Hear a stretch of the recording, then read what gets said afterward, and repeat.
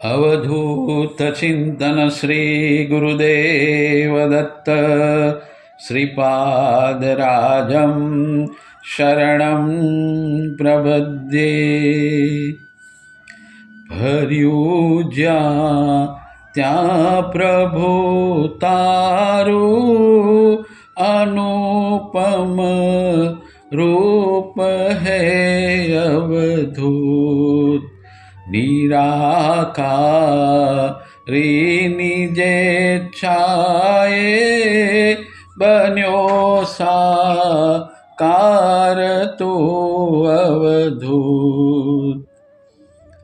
ખૂનીના ખંજરોમાં તું પ્રિયાના ચુંબનોમાં તો પ્રિયાના ચુંબનોમાં તું હરે હરી ગર્જનામાં તું રહ્યો પિક કુંજને અવધૂત। ભર્યું જ્યાં ત્યાં પ્રભુ તારું અનુપમ રૂપ હે અવધૂત। સદા પાસે છતાં આગે અભાગી ને અરે દિસતો અભાગી ને અરે દિસતો। સહુરંગે અરંગી તો લહે તુજ રંગ કો અવધૂત। ભર્યું જ્યાં ત્યાં પ્રભુ તારું અનુપમ રૂપ હે અવધૂત। નિરાકારી નિજે છાયે બન્યો સાકાર તું અવધૂત। ગાંજો, ભાંગ ઇત્યાદિનું સેવન ન કરવું। શાસ્ત્રી બુવા પૂર્વાશ્રમમાં સાધકાવસ્થામાં સાધુ સંતો વૈરાગીઓની સેવા કરી યથાશક્તિ દ્રવ્ય વસ્ત્ર અર્પણ કરતા।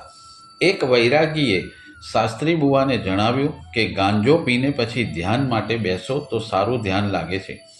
શાસ્ત્રી બુવા બીજે દિવસે ગાંજો, ચલમ, તમાકુ બજારમાંથી લઈ આવ્યા અને તેનું સેવન કરી ધ્યાન માટે બેઠા। રોજ આસન પર બેસીને તરત જ મન સ્થિર થતું હતું, પરંતુ ગાંજાનું સેવન કર્યા પછી ચિત્ત ચાંચલ્ય વધ્યું, મનની એકાગ્રતા ન થઈ। બીજા દિવસે ફરી ગાંજાનું સેવન કરી ધ્યાન માટે બેસતા તેમના નાકમાંથી લોહી વહેવા લાગ્યું। ત્યારથી ગાંજાનું સેવન બંધ કર્યું અને ભગવાનની ક્ષમા માગી। રોજ કરતાં ભજન વધારે કર્યું। તે જ રાત્રે દત્ત ભગવાન સ્વપ્નમાં આવ્યા અને જણાવ્યું કે ગાંજા જેવા કોઈ પણ કેફી પદાર્થનું સેવન કરવું અષ્ટાંગ યોગના સાધક માટે નુકસાન કરતા છે। હવે રોજ 2 તોલા ઘી લઈને પછી ધ્યાન માટે બેસજો। સ્વામી મહારાજે તે પ્રમાણે થોડા દિવસો સુધી કરતાં નાકમાંથી લોહી વહેવાનું બંધ થયું।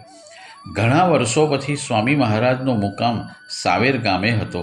સખત ઉનાળાના દિવસો હતા।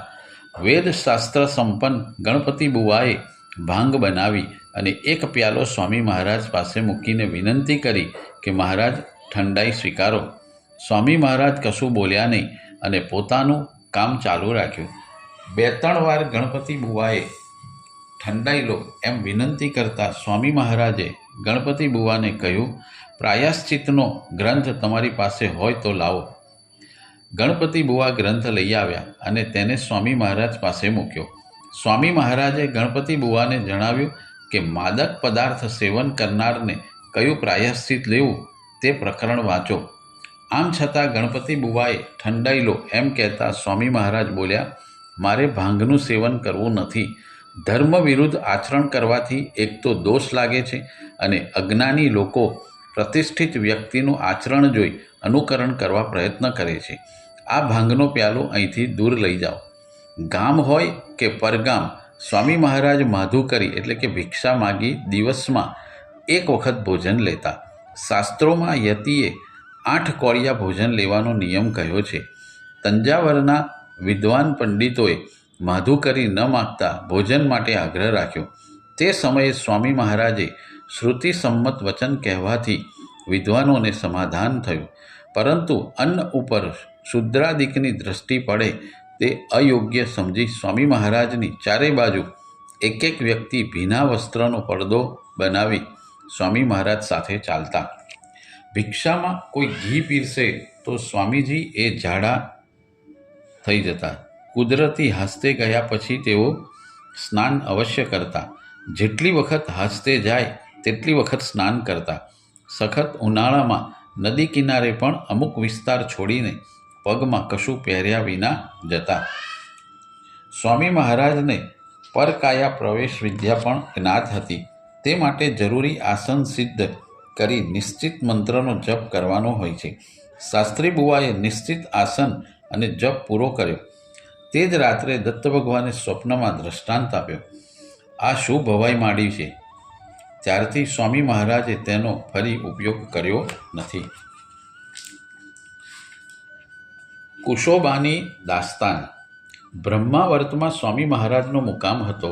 ત્યાં કુશોબા ઉર્ફે કૃષ્ણાજી પટવર્ધન નામે એક સાત્વિક બ્રાહ્મણ રહેતો હતો.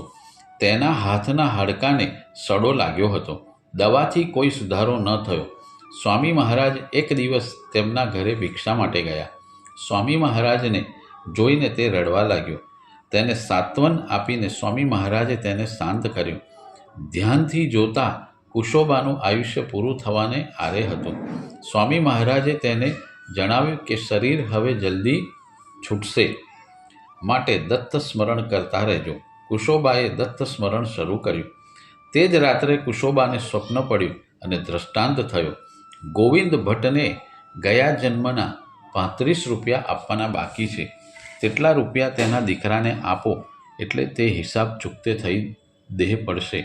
કુશોબાએ ગોવિંદ ભટ્ટના દીકરાને બોલાવ્યો તથા સ્વપ્ન પ્રમાણે 35 રૂપિયા તેને આપ્યા. પૈસા આપ્યા પછી તે જ રાત્રે કુશોબાનું દેહાવસાન થયું. આથી કોઈએ પણ કોઈનું દેવું બાકી રાખવું નહીં. નાગ પૂજારી પ્રથા શરૂ કરતા સંતાન પ્રાપ્તિ. રાયચૂરના લક્ષ્મણરાવ વૈદ્યને સંતતિ થઈને તેનો નાશ થતો હતો. સંતતિ પ્રાપ્તિ માટે માર્ગદર્શન માગતા સ્વામી મહારાજે તેમને જણાવ્યું કે તમારા કુળમાં નાગ પૂજાની પ્રથા બંધ થઈ છે, તેને શરૂ કરો. શ્રાવણ મહિનામાં રાફડાની પૂજા કરવાથી અને છેવટના દિવસે સુવર્ણ નાગનું દાન કરવું. પાંચમના રોજ રાફડાનું પૂજન કરો. બતાવ્યા પ્રમાણે લક્ષ્મણરાવે 1 મહિનો રાફડાનું પૂજન કર્યું. છેલ્લે દિવસે પ્રત્યક્ષ નાગ હાજર થયો. નાગને જોઈને દંપતી ગભરાયા અને પાછા ફરતા હતા. ત્યાં જ ઝાડીમાં તેમને એક ભીલ દેખાયો અને તેણે ગભરાશો નહીં એમ કહી ધીરજ રાખવા કહ્યું. પતિ પત્ની બંનેએ નાગ પૂજા કરતા જ નાગ અને ભીલ બંને અદૃશ્ય થયા. વ્રત સમાપ્ત થયા બાદ સ્વામી મહારાજે તેમને સ્વપ્નમાં દ્રષ્ટાંત આપી જણાવ્યું કે હવે તમને દીર્ઘાયુ પુત્ર થશે. પુત્રનો જન્મ થયા પછી સ્વામી મહારાજે બાળકની માતા તથા દાયણ બંનેને જણાવ્યું કે દીકરો આયુષ્યમાન છે. તેઓ શ્રીએ જણાવ્યું કે છઠની અધિષ્ઠાત્રી ષષ્ઠી દેવીને તેઓ શ્રીએ વિનંતી કરી છે કે તે બાળકના કપાળમાં સારું લખે. બાળક જન્મના 6થા દિવસે કેટલાક લોકો ષષ્ઠી દેવી માટે કાગળ, લેખની, શાહી વગેરે રાખે છે. કેટલાક લોકો આને કપોળ કલ્પિત માને છે, પરંતુ સ્વયં સ્વામી મહારાજે તેનો ઉલ્લેખ કર્યો હોવાથી તેમનું અસ્તિત્વ છે જ. તે બાળકનું નામ સ્વામી મહારાજના કહેવાથી વાસુદેવ રાખ્યું. બ્રહ્માવર્તમાં અપ્પા ખાંડિલકર નામે એક બ્રાહ્મણ રહેતો હતો. તેને ઝાડા વાટે લોહી પડતું હતું. ખૂબ જ અશક્ત થઈ ગયો.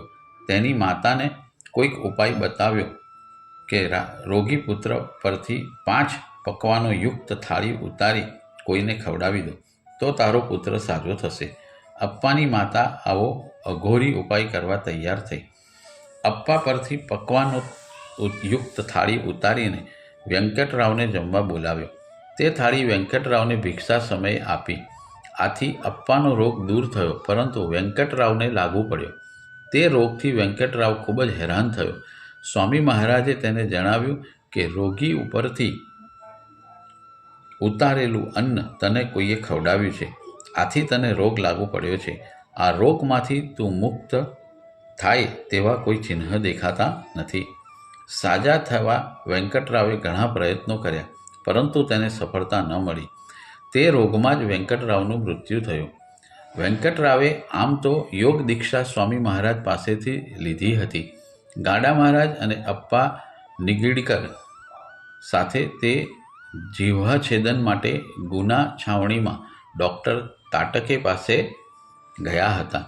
અપ્પા અને વેંકટરાવ બંનેને નર્મદા કિનારે યોગાભ્યાસ માટે જવા કહ્યું હતું, પરંતુ સ્વામી મહારાજનું ન માનવાથી વેંકટરાવને આવું માઠું પરિણામ ભોગવવું પડ્યું. અન્નમાં ઘણા દોષો હોય છે, આથી દેવને ધરાવીને સાત્વિક અન્ન લેવું, જેથી પાછળથી પસ્તાવાનો વારો ન આવે. અને આપણા શાસ્ત્રોમાં તો જરૂર કહ્યું છે કે ભોજન અને ભજન એ હંમેશા પડદામાં શોભે. પંચમહાભૂત પર આધિપત્ય. સારંગપુરના રહીશ શ્રી કૃષ્ણરાવ પુંડલિકે સ્વનજરે જોયેલો ચમત્કાર તેમના જ શબ્દોમાં જોઈશું.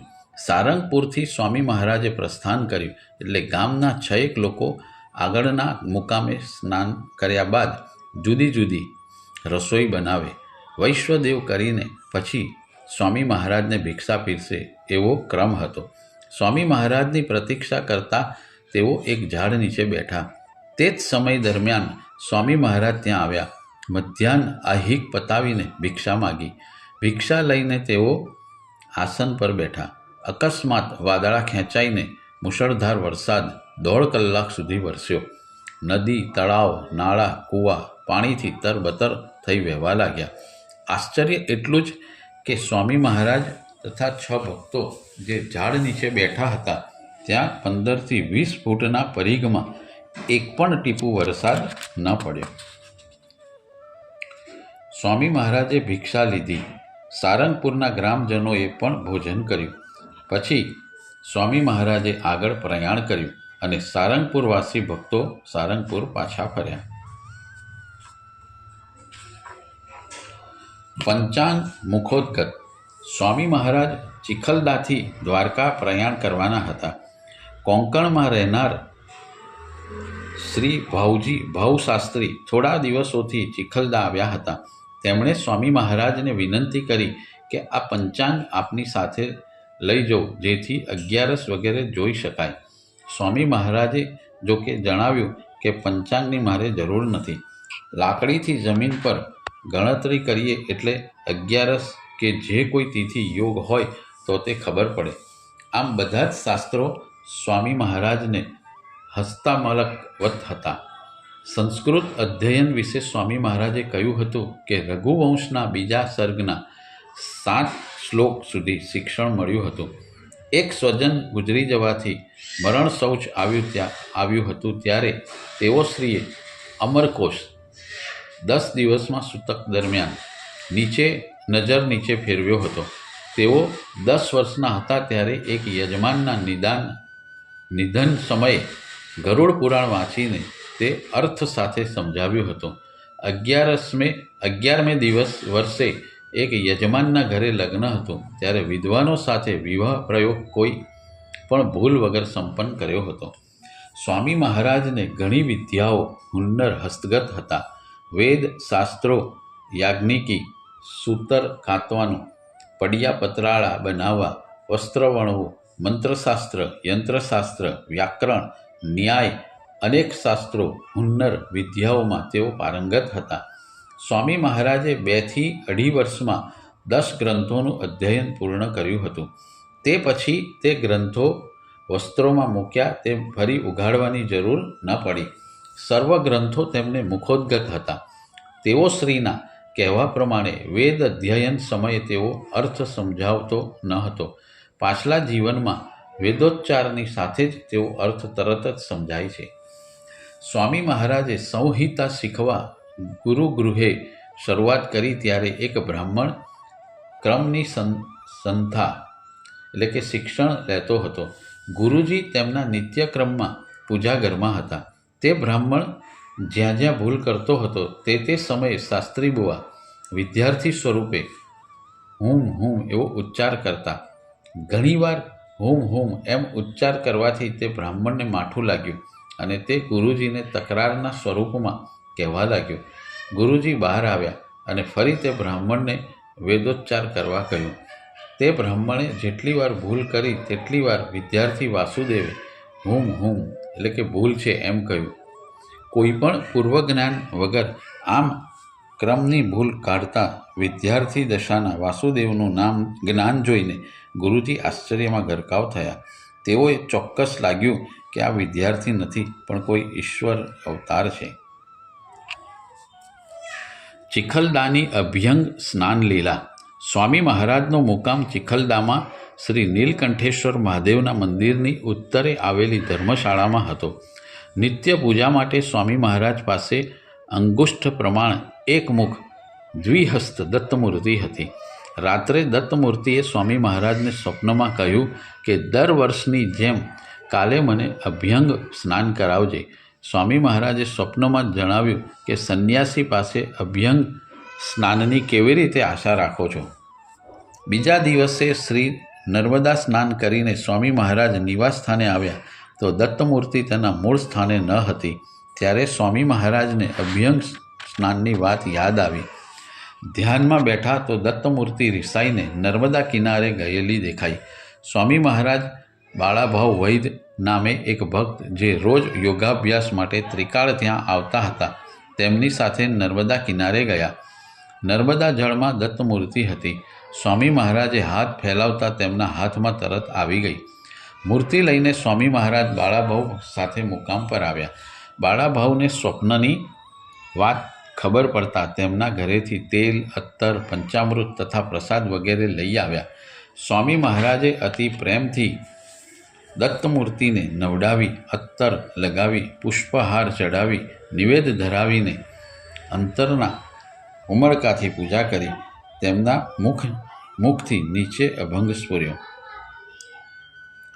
અર્થ સ્પષ્ટ છે. સાચો મિત્ર હોય ત્યાં કોઈ બાબતમાં મતભેદ હોઈ શકે છે. મિત્ર જો નિસ્વાર્થી હોય તો જ તે સ્પષ્ટ અભિપ્રાય આપે છે. મૈત્રીમાં કોઈ ઓટ આવતી નથી.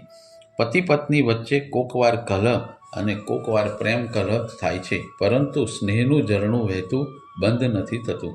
દેવ અને ભક્તનો કલહ પણ તે જ પ્રકારે હોય છે. તે પરાભક્તિનો પ્રકાર હોવાથી વિધિપૂર્વક ભક્તિમાં તેનો ઉલ્લેખ નથી. સ્વામી મહારાજે દત્ત પાદુકા પૂજન કરવા ગોવિંદ સ્વામીને કહ્યું. વિપ્ર તરીકે સૂર્ય અને અગ્નિની પૂજા પૂરતી છે તેમ માની સ્વામી મહારાજે તે તરફ ધ્યાન ન આપ્યું. આથી સ્વયં દત્ત ભગવાને પાદુકા પૂજન માટે દ્રષ્ટાંત આપ્યો. એક વખત દત્ત ભગવાને પાર્થિવ પૂજા શરૂ કરવા કહ્યું. સ્વામી મહારાજે સાંભળ્યું ન સાંભળ્યું જેવું કર્યું.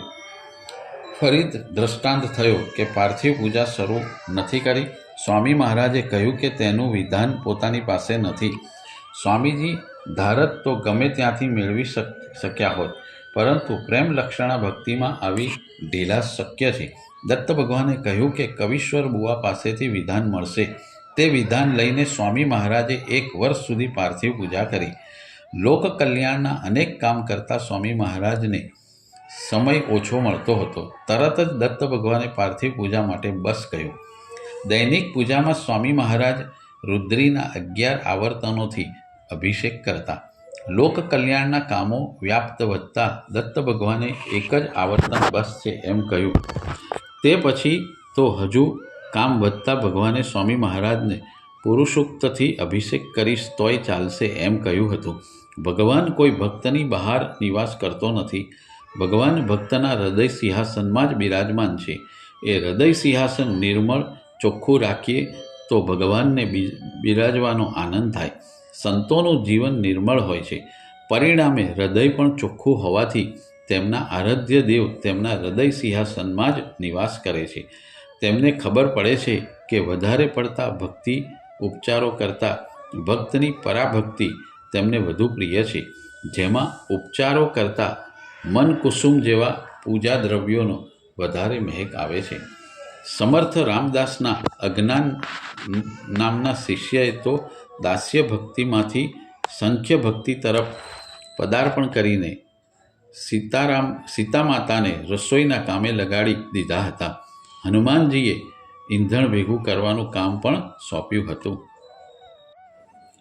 અલ્પ સામગ્રી વિપુલ થાય. સ્વામી મહારાજ ગૃહસ્થાશ્રમી હતા ત્યારની વાત છે. સ્વામી મહારાજ જંગલમાં વિચરવા જતા હતા. એક નિષ્કપટી બ્રાહ્મણ તેમની સાથે જવા તૈયાર થયો. શાસ્ત્રી બુવાએ ઘણું કહ્યું કે તારાથી મારા જેટલી ઝડપે ચાલી શકાશે નહીં, છતાં તે આવવા તૈયાર થયો. શાસ્ત્રી બુવાએ એક શેર ચોખા તેને આપ્યા, જંગલમાં રાંધીને ખાવા માટે. રોજ 1.5 પાસેર ચોખા રાંધીને તેઓ ભાત થતો. આમ 8 દિવસ થયા છતાં તેની પાસે હતા તેટલા 1 શેર ચોખા તેવાને તેટલા જ હતા. તેને આશ્ચર્ય થયું. તે હકીકત તેણે શાસ્ત્રી બુવાને કરી. સિદ્ધિ રિદ્ધિનો ઉપયોગ કરી તેનો આનંદ લેવાને બદલે તેના વિશે પ્રશ્નોત્તરી ન કરીએ તે શ્રેષ્ઠ છે. હવે તે ગૃહસ્થને સાથે રાખવો યોગ્ય નથી એમ સમજી શાસ્ત્રી બુવાએ તે બ્રાહ્મણને ઘેર જવા રજા આપી. ગરુડેશ્વરમાં સ્વામી મહારાજનો મુકામ હતો. વેદશાસ્ત્ર સંપન્ન શ્રી માધવરાવ પરાંજપે નર્મદા પરિક્રમા કરતા ગરુડેશ્વર 3 દિવસ રોકાયા. ત્યાંથી વિદાય લેતી વખતે તેઓ સ્વામી મહારાજના દર્શને ગયા. સ્વામી મહારાજે તેમને 2 શેર ચોખા આપ્યા, જે તેમણે પ્રસાદ તરીકે સ્વીકાર્યા તથા તેની પોટલી બાંધી અને જોડીમાં મૂકી. સ્વામી મહારાજે આપેલા ચોખા તેમની પાસે 1 વર્ષ સુધી હતા. તેમના સમૂહમાં 5-10 યાત્રાળુના ભોજન નિત્ય થતા. ચોખાને લીધે અન્ન સામગ્રીમાં તેમને બરકત આવી હતી. કદી અન્ન ખૂટ્યું નહીં. એક દિવસ શ્રી માધવરાવના સેવકે તેમની જાણ બહાર પ્રસાદના તે સર્વ ચોખા એક જ વખત રાંધ્યા. ત્યારથી અન્નની રિદ્ધિ સિદ્ધિ નષ્ટ થઈ. શ્રી માધવરાવના સ્વમુખેથી સાંભળેલી આ હકીકત છે. યોગ ક્રિયાના અનુભવો.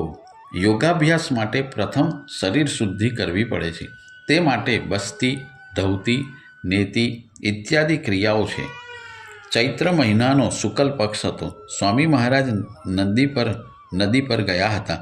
તેઓ શરીર શુદ્ધિ માટે અવારનવાર અસ્થિ પ્રયોગ કરતા.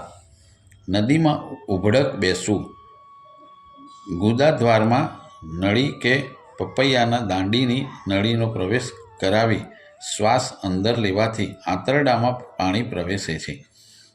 પછી મળત્યાગની પ્રવૃત્તિ થતાં આંતરડું શુદ્ધ થાય છે. 2 વાર પ્રયોગ કર્યા પછી શાસ્ત્રી બુવાને લાગ્યું કે હજી થોડો મળ રહી ગયો છે. આથી 3જી વાર તેમણે બસ્તીનો પ્રયોગ કર્યો. 3જી વારના પ્રયોગથી શરીર એકદમ અશક્ત થઈને તેઓ એકાદ કલાક બેભાન રહ્યા. તેઓ સાવધ થયા, પરંતુ શરીરમાં શક્તિ બિલકુલ ન હતી. રામનવમીનું સ્મરણ કરી થોડું ચાલ્યા અને થોડું બેસતા. આમ કરતાં કરતાં તેઓ મંદિરમાં આવ્યા. મંદિરમાં થોડા ફળો હતા. તે તેમણે સૂતા સૂતા ધીમે ધીમે ખાધા. આમ કરતાં શરીરમાં થોડી શક્તિ આવી. ત્યારથી તેમણે નક્કી કર્યું કે શરીરનો મળ એકદમ પૂર્ણતઃ વિસર્જન ન કરવું. આ જ પ્રમાણે ખેંચરી મુદ્રા પણ તેઓએ સિદ્ધ કરી હતી તથા વજ્રોલી મુદ્રા પણ દુષ્કર છતાં સિદ્ધ કરી હતી. યોગ એટલે મોત સાથે રમત છે. માર્ગદર્શક વિના યોગ આચરવો નહીં. સર્વ વિદ્યા હુન્નર પારંગત સ્વામી મહારાજ. પૂર્વાશ્રમમાં સ્વામી મહારાજ વિવિધ પ્રકારની લૌકિક તેમજ પારમાર્થિક વિદ્યાઓ હસ્તગત કરતા જિજ્ઞાસુ વૃત્તિ ધરાવતા હતા. એક સમયે જમીન માપણી કરનાર વ્યક્તિ પાસે જઈને વિનંતી કરી કે તેમને જમીન માપણીનું કામ શીખવું છે. જમીન માપણી કરનાર ગૃહસ્થ સ્વાર્થી હતો. તેણે હા પાડી તથા જંગલમાં લઈ ગયો. તે સર્વેયર સાથે શાસ્ત્રી બુવા પણ ગયા. જંગલમાં લઈ જઈને તે સર્વેયરે શંકુ મૂકીને માપણીનું કામ શરૂ કર્યું. તે સંબંધી ઘણા પ્રશ્નો શાસ્ત્રી બુવાએ પૂછ્યા, પરંતુ તે સર્વેયરે ન સમજાય તેવા અથવા ઘણા વિલંબથી સમજાય તેવા જવાબો આપ્યા. માપણી પછી બંને પોતપોતાને ઘેર ગયા. શાસ્ત્રી બુવાએ માપ તથા નકશો કાગળમાં લખી લીધો. ઘરે ભોજન થયા પછી તેમણે ગુણાકાર કરી ગણિત તૈયાર રાખ્યો. જમ્યા પછી માપણીદારે શાસ્ત્રી બુવાને બોલાવ્યા. તેમની સામે પોતે ગુણાકાર આદિ ગણિત પ્રક્રિયા કરવા લાગ્યા. તેને તે ગણિત કરતાં 2 પ્રહર થયા. ગણિત પૂરું થયા બાદ તે ગૃહસ્થ કહેવા લાગ્યો કે આ કામ કેટલું બધું કઠિન છે તેની ખબર પડી ને? શાસ્ત્રી બુવાએ કહ્યું, મેં તો ભોજન પછી થોડાક જ સમયમાં ગુણાકાર કર્યો. પછી તમે મને બોલાવ્યો અને હું અહીં જ હાજર છું. વ્યવસાયમાં નવો પ્રવેશ મેળવનાર આટલી પ્રગતિ કરી શકે તે માપણીદારની બુદ્ધિથી સમજાય તેવું ન હતું. તેણે શાસ્ત્રી બુવાનો કાગળ લઈને ગુણાકાર તપાસી જોયા. તેને ખૂબ જ આશ્ચર્ય થયું. તેણે શાસ્ત્રી બુવાને કહ્યું, તમે જે ગુણાકારની રીત કરો છો તે મને શીખવાડો. તમારી રીતમાં ક્યાંય ભૂલ નથી. શાસ્ત્રી બુવાએ કહ્યું, તમે બીજા કોઈને વિદ્યા શીખવવામાં રાજી નથી થતા. તમને વિદ્યા શીખવાડીએ તો તે કોઈ દ્રષ્ટિએ કામમાં આવશે નહીં. સંન્યસ્ત લીધા પછી પણ કોઈ જિજ્ઞાસુ જે કોઈ હુનર શીખવા તૈયાર હોય તેમને સ્વામી મહારાજ સ્વયં શીખવવા રાજી હતા. અન્નપૂર્ણાની સિદ્ધિ. ચિખલદામાં સ્વામી મહારાજનો મુકામ હતો. ત્રીજા પ્રહરે સ્વામી મહારાજ પોથી પર પ્રવચન કરતા ત્યારે ત્યાંના એક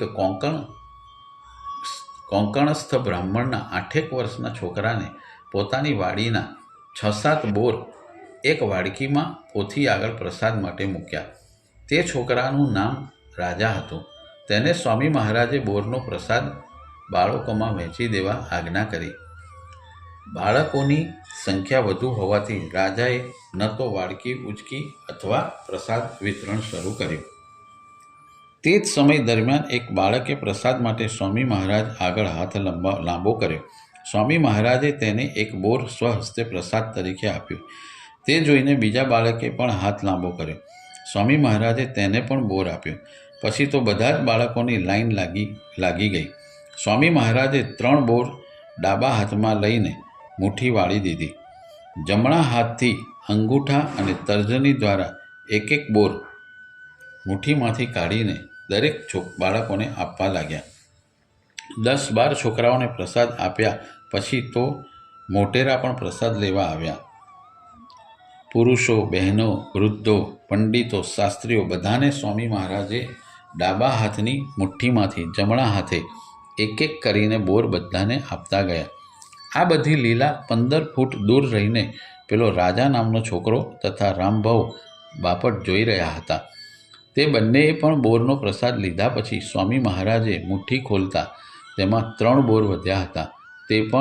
તે 3 બોર વાડકીમાં મૂક્યા અને તે છોકરાને પ્રસાદ તરીકે વાડકીના મૂકેલા બોર લઈ જવા કહ્યું.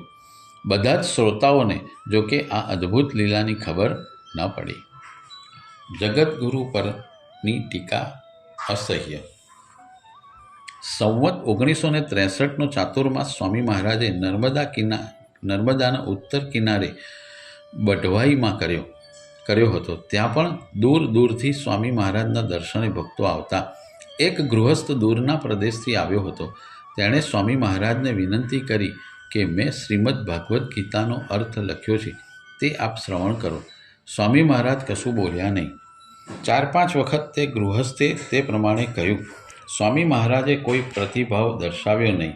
સ્વામી મહારાજ શું ગીતાનો અર્થ નહીં જાણતા હોય? વળી મેં અર્થ કર્યો એવો અહંકાર પણ તે વ્યક્તિમાં દેખાતો હતો. એક દિવસ સ્વામી મહારાજને એકલા બેઠેલા જોઈ તે પોતે લખી લાવેલી શ્રીમદ ભાગવદ્ ગીતા સાથે લઈ આવ્યો અને તેની પ્રસ્તાવના વાંચવા લાગ્યો. શ્રીમદ ભગવદ્ ગીતા પર અત્યાર સુધી ઘણા વિદ્વાનોએ ટીકા, ભાષ્ય અને અર્થ વિસ્તાર કર્યો છે અને જગતગુરુ શંકરાચાર્યએ પણ દ્રાવિડી પ્રાણાયામ કર્યો છે. દ્રાવિડી પ્રાણાયામ આ શબ્દો સાંભળીને સ્વામી મહારાજ એકદમ ગુસ્સે થયા.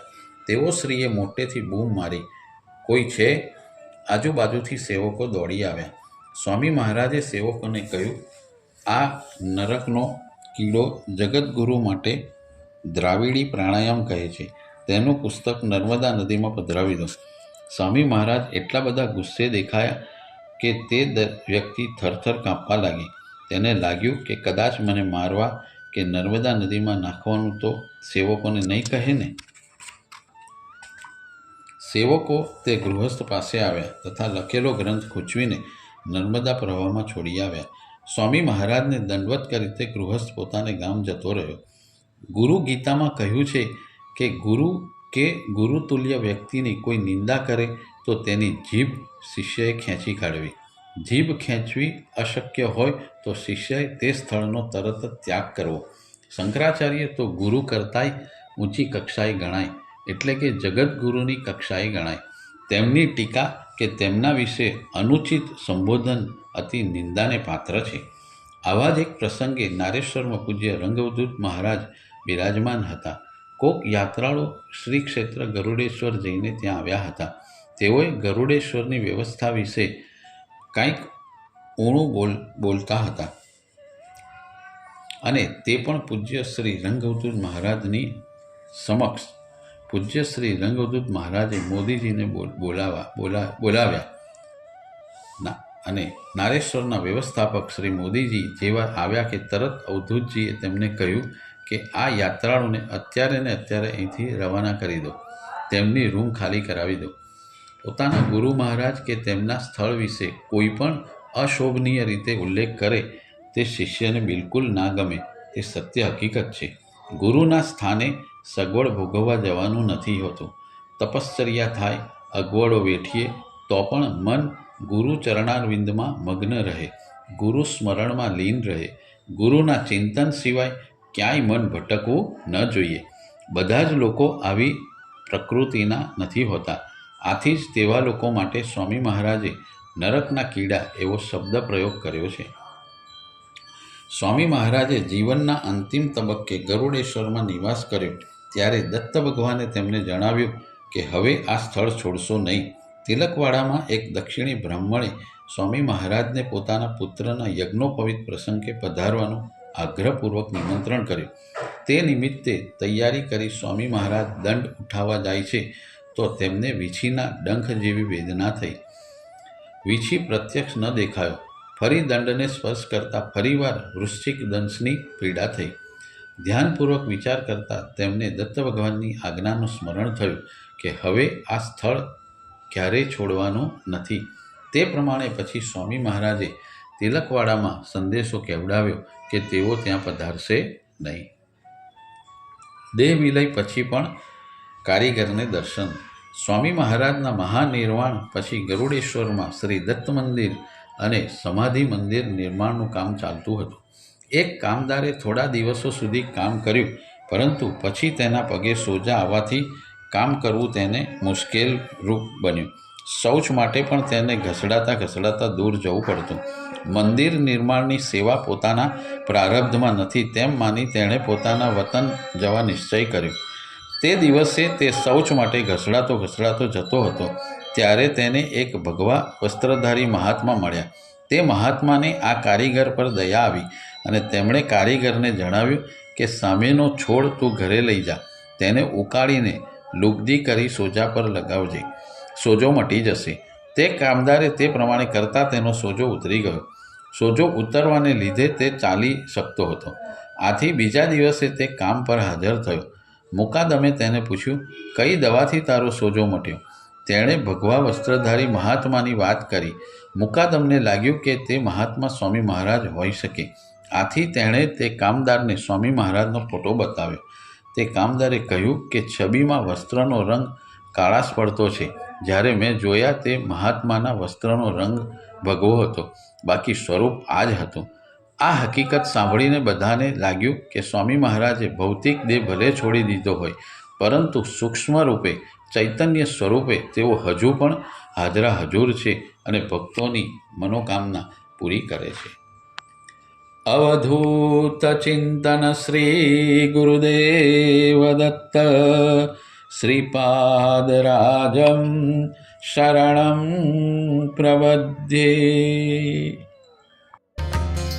ગુરુદેવ દત્ત ગુરુદેવ દત્ત ગુરુદેવ દત્ત ગુરુદેવ દત્ત ગુરુદેવ દત્ત ગુરુદેવ દત્ત ગુરુદેવ